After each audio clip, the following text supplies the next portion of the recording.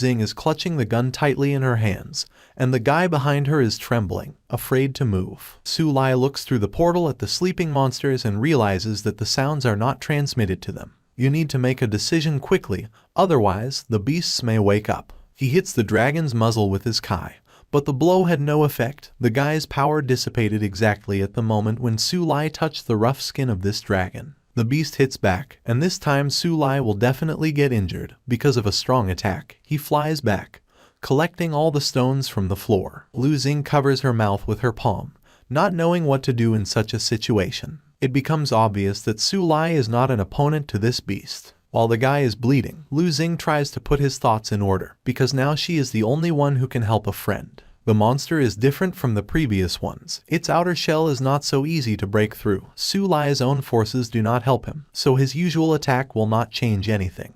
Zing takes aim and fires 3 shots at the red-haired monster. But these bullets are like water from a goose. They only angered him more and forced him to turn his fanged muzzle towards the 2 guys. The headman can't believe that it didn't work. SuLi, feeling that the smell is fried, shouts to her to run away. The dragon approaches the couple, and Zing strikes randomly at his muzzle, ordering him not to even try to approach. But would the dragon listen to her? His paw grabs SuLi exactly at the moment when the mouth is already open in order to mortally wound the girl. Teeth snap at her chest, and then he turns to the offender. SuLi, summoning all the power he had, holds the dragon and does not let him move from his place. He won't let his elder be harmed, even if he doesn't dare to be distracted by someone else, because SuLi is his opponent. The guy's eyes are burning with a fierce fire. Now he will send the unwanted guest back home. With a flourish, SuLi throws the dragon into the portal, to the surprise of the monsters living there in peace and tranquility. The dragon flies a few meters inside the portal, and then the student closes it, as if sealing a gap in the wall. It's better for these dragons to stay there forever now. The red-haired monster roars with anger. On the sports field, Liang Yonghui sets up some kind of device, promising that very soon everyone will know its power. He is sitting in the lotus position at the very top, when suddenly he is called out with a question from which course the killer is. Yonghui did not expect at all that he would meet someone here. Teacher Cheng Feng says that all the students had to evacuate. Did they forget to notify this one?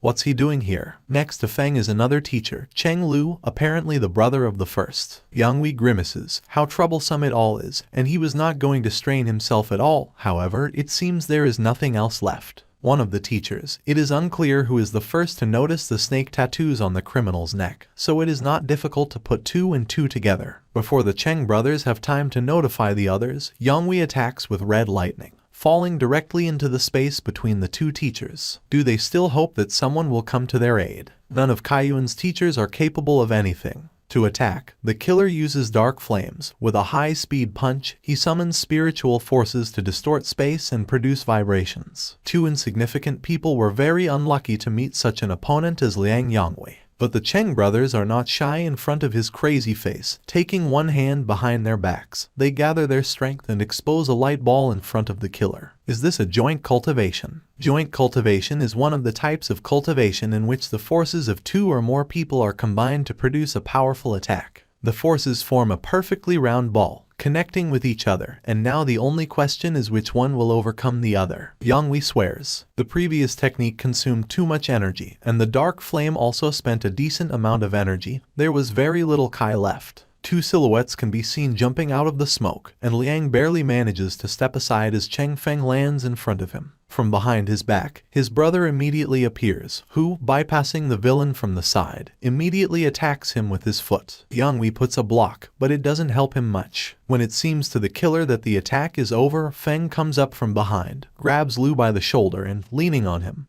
hits him in the face with his foot. Lu then attacks with his fist with the strength gathered in it, and Yonghui has no chance to dodge. However, quite suddenly, a tall, muscular blonde man with crossed arms stands between the opponents, another member of the order, judging by the way he gave orders, a commander named Alma. Another one. However, there is no time to be afraid. Either you will kill, or you. The martial spirit of the brothers does not touch Alma in any way. With a powerful hand he strikes at a lower Lu. Feng is amazed at his brother's failure and rushes after him.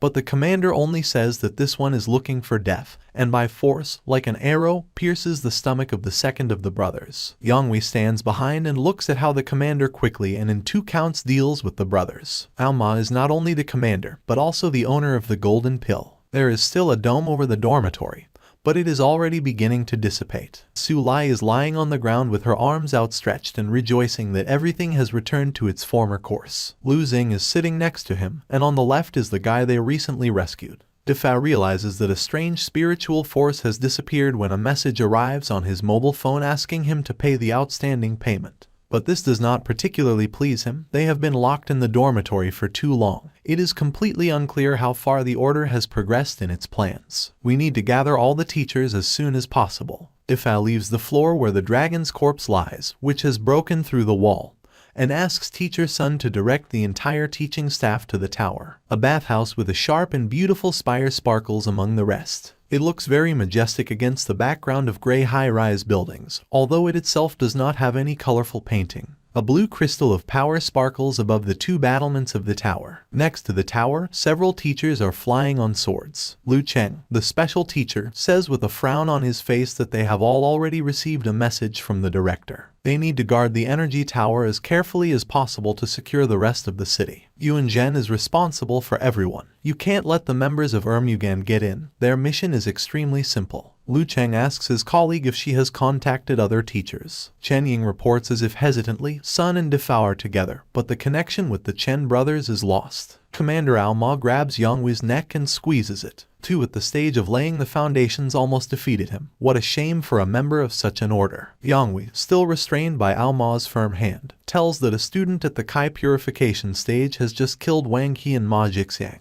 If not for this fact, Yangwi would have fulfilled his mission long ago. His face twists in convulsions from how much he is being strangled. But the commander does not believe in his stories. That one person, and even a disciple, at the level of purification killed Wang He and Jixiang, who, for a moment, are laying the foundation. What kind of fool would believe that? The capillaries in Yangwi's eyes begin to burst. He grabs the commander's large palm with his fingers, trying to do at least something, but he can only wheeze. He begs Alma for a second chance. It becomes clear that the two are still standing on the same roof of the playground, and behind them are the corpses of teachers. Yangwi lifts up the communicator, barely squeezing out the words that everything is almost finished.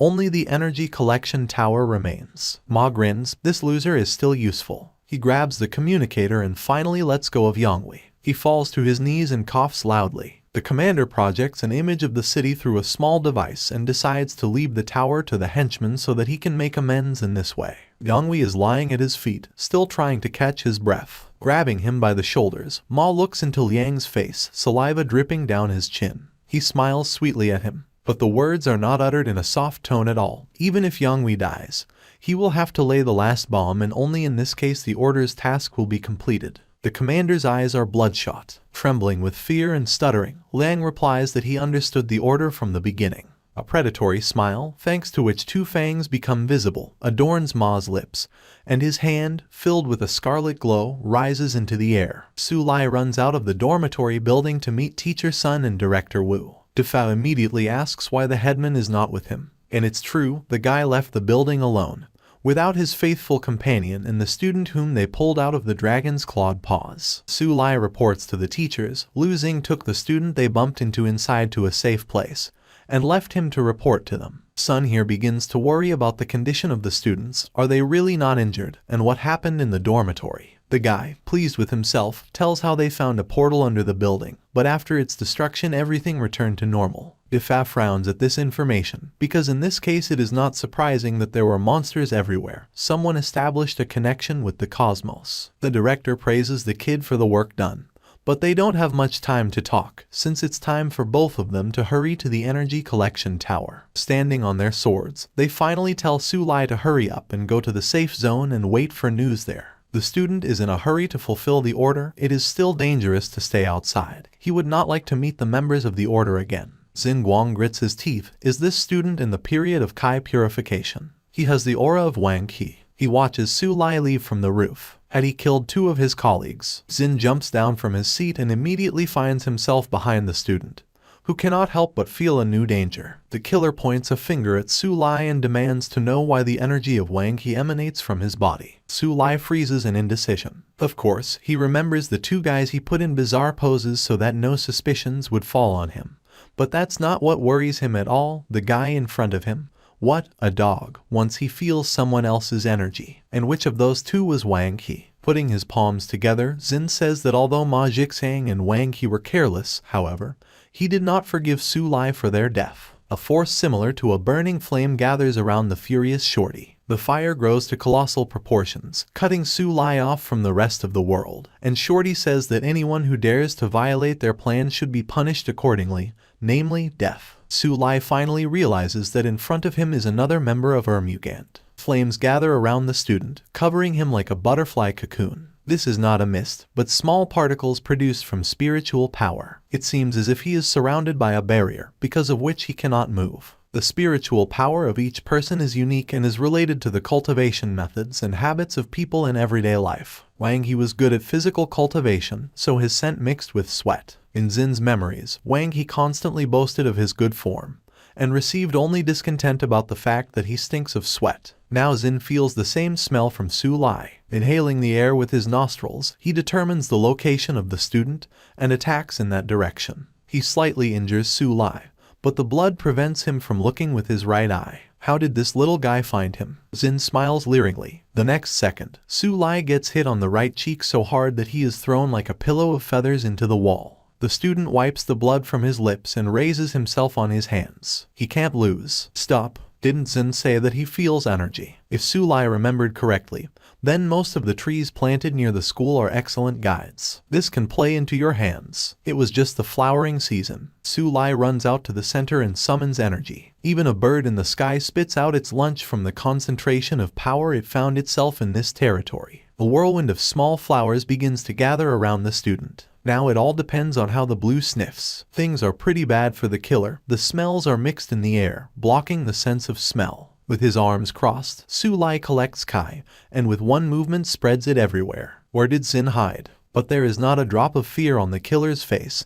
How can some student overcome him? He holds his palms out in front of him as the blue energy rushes at him at breakneck speed. However, this does not save Xin. Precise blows, like bullets flying out of a pistol, turn his body into a sieve. It's just impossible. The fire mist dissipates as if it never existed. Xin is lying dead weight against the wall, all covered with holes and torn clothes. The eyes faded. It turns out that even simple flowers can be used as a dangerous weapon for murder. SuLi sits down by his body. If there is no director, then all the good things that he will find now will go to the student. From his pants pocket, SuLi takes out an octagonal box-like thing with a snake-shaped infinity center in the center. He randomly pokes it and suddenly the mechanism inside begins to move. SuLi sees the projection of the city and immediately it becomes clear which of the many skyscrapers the purpose of the order is the one above which the crystal glows. This is an energy harvesting tower as SuLi defines it. And the moving yellow dot comes out. Yonghui stands at the energy tower. He looks around, asking himself why there are so many patrolling teachers here. However, he is not lost. Coughing into his fist, the killer attracts the attention of the nearest teacher. It turns out to be Chen Ying. She is perplexed by the fact that there is a student in such a place. The woman calls out to him. Yonghui immediately turns on all his acting abilities that he is capable of. His whole body begins to tremble, and, putting his hand to his heart, shouts that he is in pain. Chen Ying rushes to him to help. But as soon as she gets close, Yonghui pulls out a revolver from behind his breast pocket, almost the same one that SuLi took from Jixang. He puts a gun to Chen Ying's chest and laughs nastily at the fact that she so frivolously fell into his trap. A loud shot is heard and before death, the woman realizes who is standing in front of her. She falls to the ground, choking on her blood. Yonghui says he's damned uncomfortable. The killer approaches the corpse and dips his fingers in the blood flowing from the chest. Smearing the scarlet liquid on his face, he whispers that this is an example of how insignificant teachers can be. Something distracts his predatory gaze, and he disappears from the crime scene with high jumps. Defa walks through the area near the tower, looking from a smartphone. His three subordinates are not responding. Watching him from a height, Yonghui grins, licking Chen Ying's blood flowing down his face. He pretends to be the one who needs first aid again.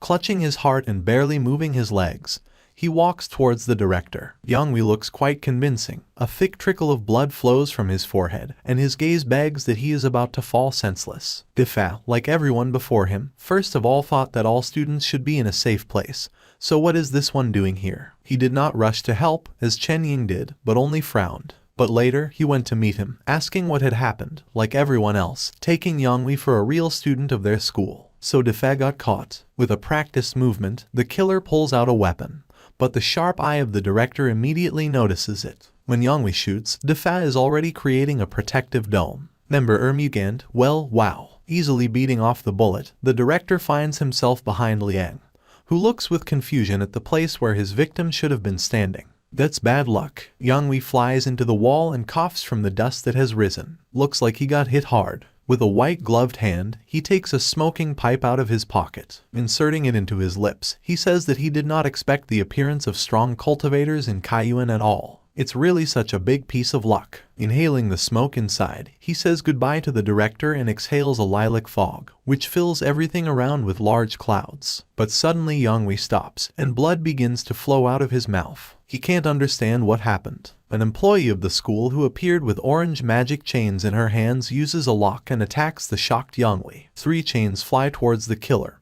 and then tightly bind his body. What is this all about? Yuan Zhen asks him if Liang has decided to run away. You can't hide from her for sure. Pulling the links, she pulls the man towards her, who quickly realizes that things are definitely bad for him. Yuan finally caught him. Pulling him so close that he is in the strike zone, she hits him in the face with the flat heel of her boots, forcing him to spit out a blood clot. Liang is flying down, straight into the fog that has not yet dispersed and created by himself. Yuan finishes him off by landing with the toe of his boot on the opponent's nose with all his might. But Yonghui just doesn't give up. He points a gun at her directly from the humiliated and almost defeated position in which he is. However, in any case, he does not have time to do anything when Yuan finally finishes him off with an evil blow to the head. She gathers energy around herself, promising to avenge her colleague Chen Ying. But then the director unexpectedly stops her from killing. Liang Yonghui is the only member of the order they managed to catch. You need to take into account the circumstances and find out from him about everything, and not succumb to fleeting outbursts of emotions. Although the director himself is probably angry that Chen Ying was so shamefully killed by this bald dog. Yuan pulls Yonghui to her by the collar, almost growling with rage, but unquestioningly carries out the order given to her. Later, a revolver turns out to be in Def's hands, which even his energy could not affect in any way. He can't even imagine how many more weapons Yermugan members have. The consequences of their actions can be truly unimaginable. On the teacher's hotline, Defa reports that the order is killing teachers under the guise of ordinary students, so teachers should check everyone who approaches the tower. They may have a weapon in their hands that will be able to deal with the cultivator in 2 counts. Defa orders Yuan to take Yonghui to the training room, where he wants to interrogate. At the sports ground, SuLi watches the tower through the device found at Zin's, although for some reason the map starts flashing brighter. The stupidest thought comes to his young head. Could Ermugan have hidden a treasure in this place? This idea seems extremely tempting. He carefully examines the place to which the map led him and instead of a treasure deposit finds deposits of explosives and explosive devices. SuLi recalls the day when at the lesson of teacher Huiyade, who was not yet completely disappointed in life, he dismantled the structure of explosives and even held a demonstration. Teacher Sun instructively tells that the red wire should be removed first and only then the green one, but in no case vice versa. He also starts talking about what will happen if you first remove the green. But SuLi finishes before the man himself has time to tell. The guy cuts the green wire in 2 clicks and immediately wonders what will happen if you do the opposite. The student at the first desk is horrified. With a satisfied smile, SuLi shows that he first cut the green and left the red untouched. The consequences turn out to be deplorable. The green wiring activated the bomb, so that the explosion quickly hides the first desks and most importantly SuLi in the smoke. Teacher Sun angrily calls out to this student, who hastened to retreat from the scene of the crime. Remembering Huide's lessons, SuLi nervously gets to work. He only has 1 try. Commander Aoma looks at the map in front of him and doesn't understand why their plan didn't work. What is Xin Guang doing? Why is everything going wrong? Wiping cold sweat from his forehead, SuLi exhales in a relaxed manner. All the diffuse devices he has found are lying around him. He's finally done. He decides to check it on the map, but now it lights up red, warning that the object is approaching. The distance to it is 55 meters. Someone is coming to him. SuLi swears, because it's too late to attempt to escape. He manages to hide in the bushes, relying on the fact that he will not be visible from there. The angry commander comes here and shouts at the imaginary Xin Guang, who had to deal with this. What's the fucking problem? However, he quickly notices that there is no one around, and when he looks down, he sees only the remains of the bomb. SuLi plays hide and seek very badly. As it turns out, lying down in the grass, he did not think at all that his heels were sticking out, and Aoma quickly notices them. Clenching his fists, he orders the guy to go out. What kind of childish games he has arranged here at all? The commander decides that he will stop wasting his precious time on persuasion and, saying that no one will blame him later, calls a huge ball of power into his hand, clearly intending to launch it directly at SuLi. His eyes light up red, like he's a bull who saw a rag in front of him. SuLi is still telling himself that he can't see at all. Aoma launches a golden ball at him, and then SuLi finally opens her eyes. What a powerful energy this man has. It is so powerful that it shakes the entire territory around it,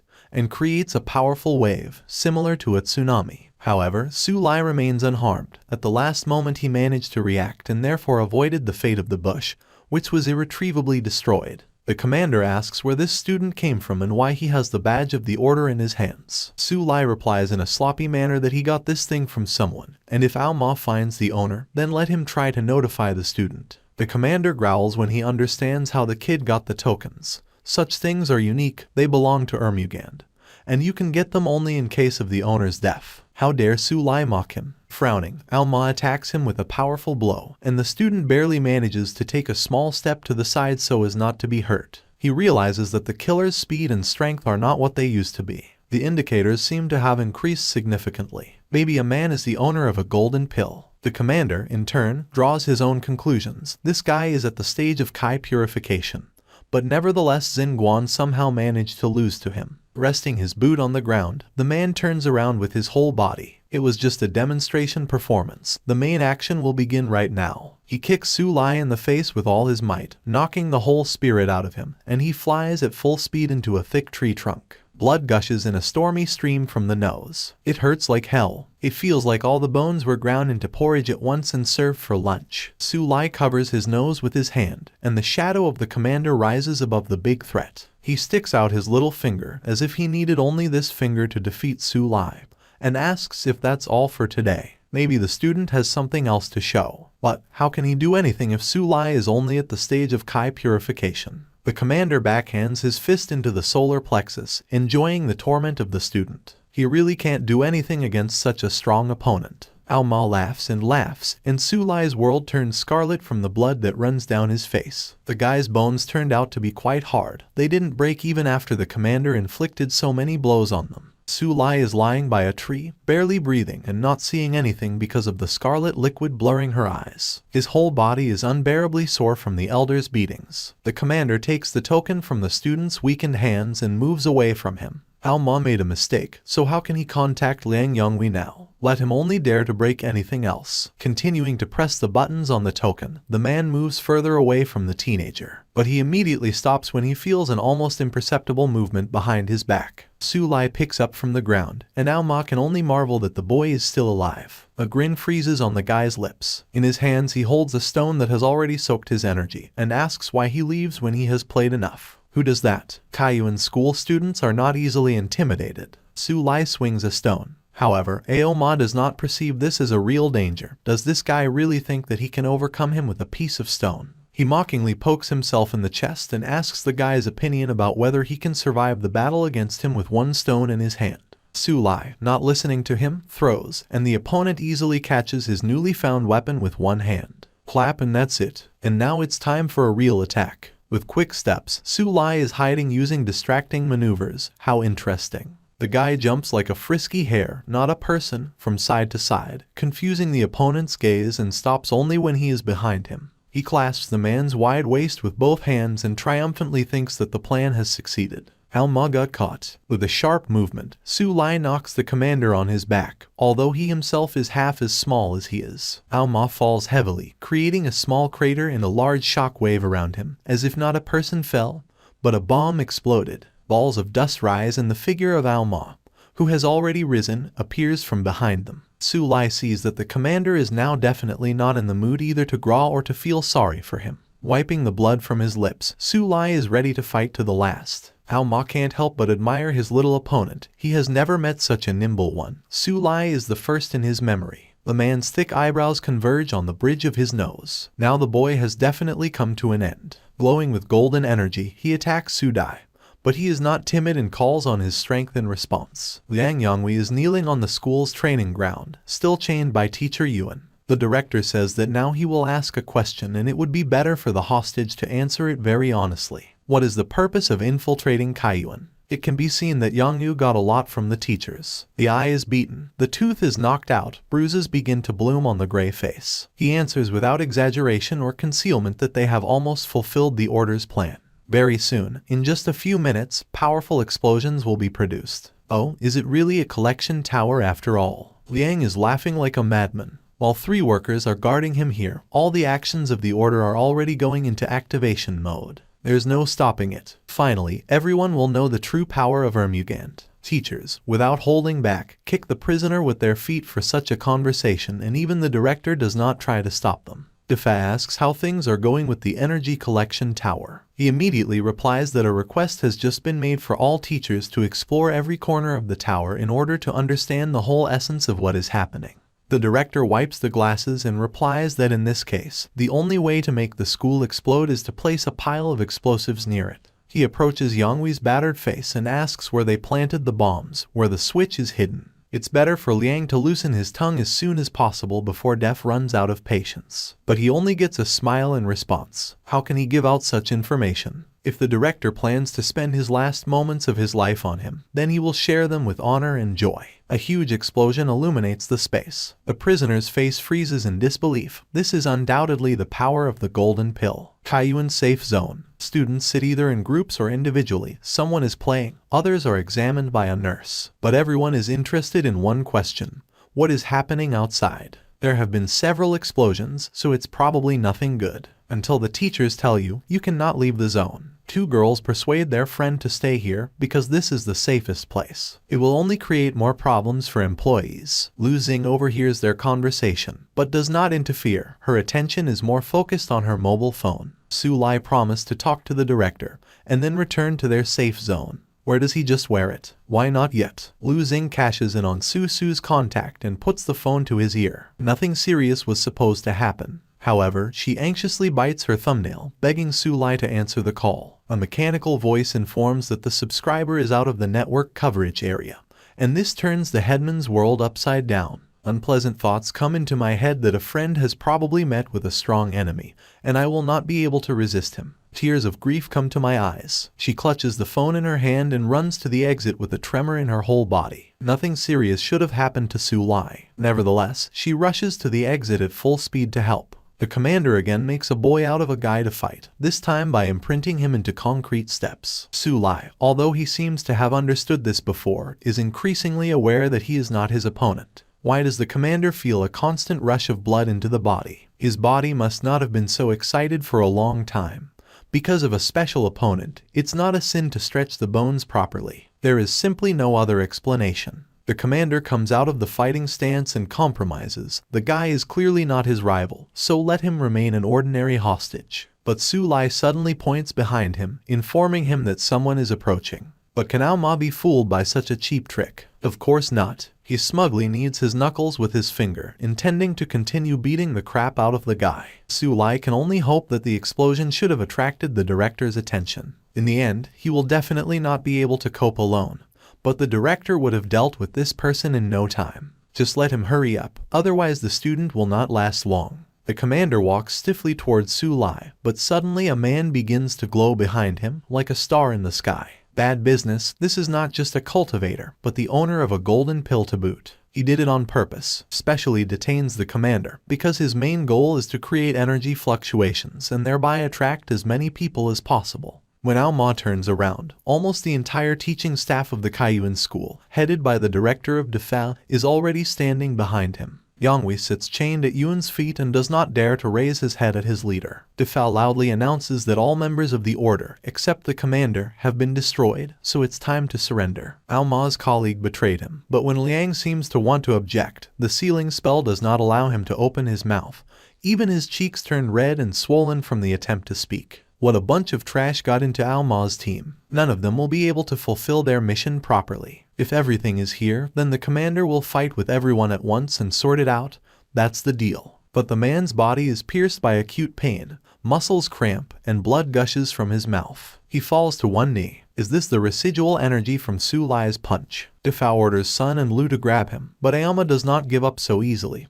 He tries to take a step to the side, but Huade immediately pierces him with his energy. Teacher Lu, as in the case of Yangwei, hits his face with his heel, turning it into porridge. The blow is so powerful that the commander raises a cloud of dust when he hits the wall. The woman could not have imagined that smearing this man on the wall would be so pleasant. SuLi in the background admires how long Yuan's legs are. The last words still come out of the commander's mouth that one should not look down on their order, they still have a backup plan. He lifts the top switch and with a cry that now everything here will be destroyed presses it. Everyone just looks at it, because they don't have time to do anything. After a few moments nothing happens and questions already arise. The man looks at the switch, not understanding why it didn't work. Then SuLi announces with a sweet smile that he has dismantled all the bombs that were installed along the perimeter. He's a decontamination expert. Alma growls at him, what a brat. Defao says in a menacing voice that the order has no more trumps. If the commander surrenders, they will hand him over to law enforcement agencies, and maybe he will even stay alive after all the atrocities that he committed.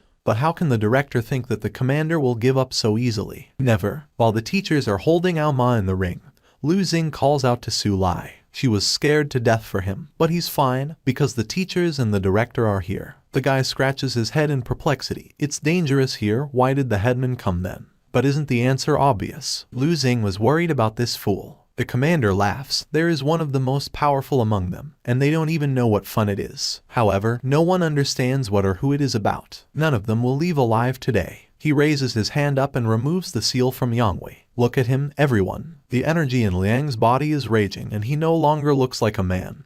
His skin has darkened, his teeth have become like an animal's. It's about to explode. Liang, or whatever he has turned into, is rushing towards the two disciples. SuLi immediately goes out in front of her friend, asking her to go to the director and otherwise rely on him. With all their eyes, people are watching what this guy is doing, grabbing the torso of the creature and running to the commander. But he himself will die if he stays. However, let Alma not even think that SuLi will accompany him to hell.